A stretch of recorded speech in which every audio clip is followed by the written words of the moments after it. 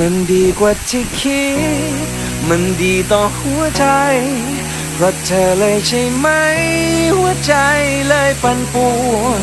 เคยปิดมันเอาไว้ไม่ใครสุดท้ายใจก็ร่วนยิ้มเธอคอยมาป่วนจนต้องรักเพียงแค่เธอแค่คนเดียวก่อนนั้นอยากใช้ชีวิตลำพังไม่ต้องฟังไม่ต้องแค่ไม่ต้องห่วงอะไรชีวิตสบายไม่มีใครก็ไม่ตายแต่ต้องใครไม่มีใคร